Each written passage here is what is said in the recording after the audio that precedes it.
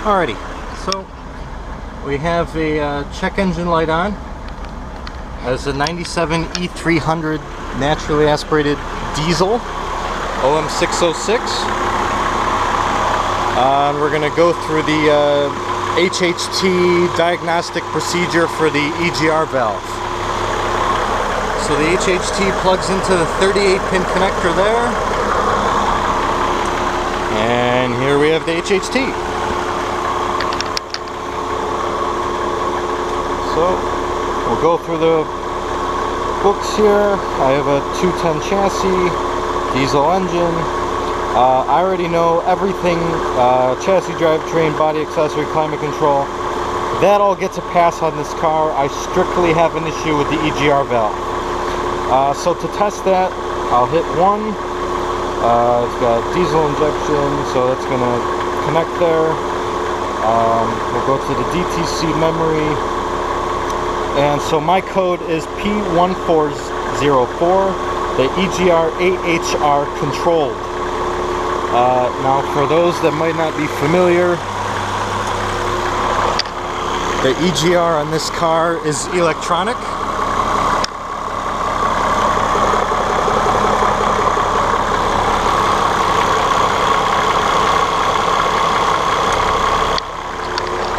Now the EGR still functions.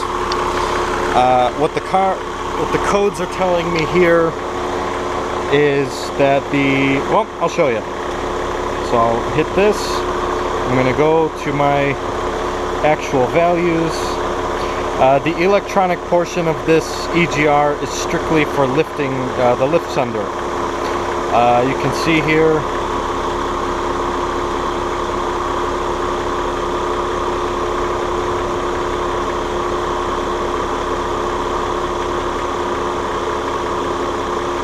My EGR does have some issues here. It should be 0mm, which it is.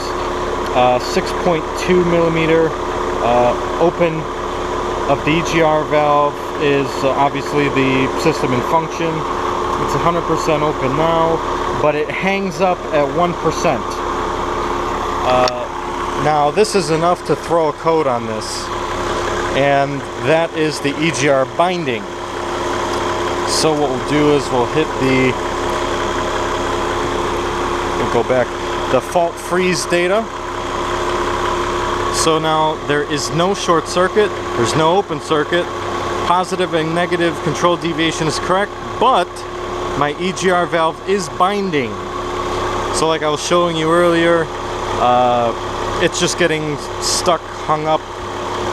So everything here is normal. Everything here is normal. Obviously, engine start, cruise control is all off. So there's that. This fault has occurred 40 times since this car's last been cleared out. So it's been a consistent issue on this car.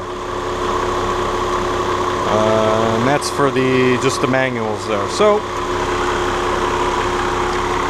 we'll go exit out of this. I will not erase this. So that's all shut down.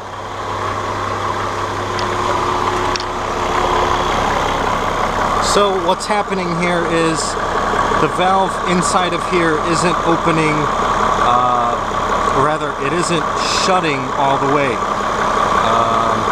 So I have a small little air filter here for the system to suck in cold, fresh air rather than sooty exhaust fumes. The intake track on this engine is perfectly clear.